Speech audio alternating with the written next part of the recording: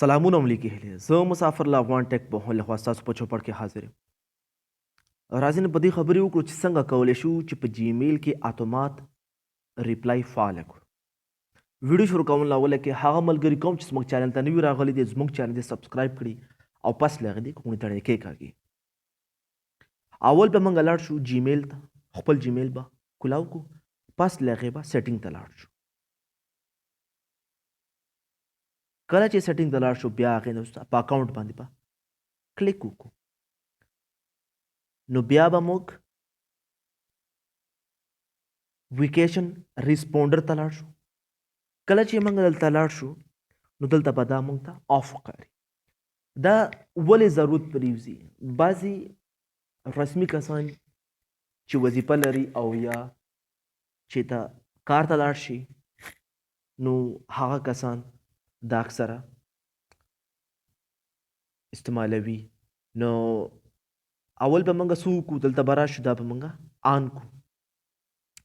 نو دلته لیکل دی فرست ډے او لاست ډے. که چیرې تاسو په رسمي رخصتۍ باندې ځئ نو تاسو دلته هغه ورځې یعنې یو ورځ یا 10 ورځې یا 15 ورځې هغه دلته تاسو انتخاب کوئ او دلته خپل سبجیکټ ولیکئ چې هر څه سبجیکټ لیکئ او بیا دلته تاسو خپل هغه میسج ولیکئ چې هر څه تاسو لیکنه کوئ.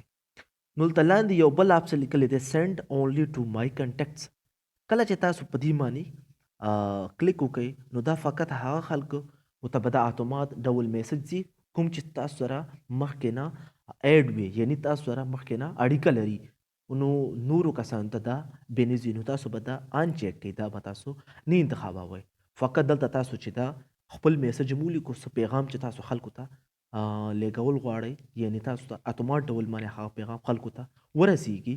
نو ستاسو د راتګ یا تاسو غواړئ چې دایمي دې دا لګېدلی نو فقط بس تاسو به دا آن کړئ او خپل میسج به ولیکئ. نو کله چې تاسو میسج کوئ یعنی یا تاسو ته ایمیل استوي نو هغې وخت کې که چیرې تاسو آفلاین وئ نو دا اتومات ډول ریپلای به هغې ته لاړ شي.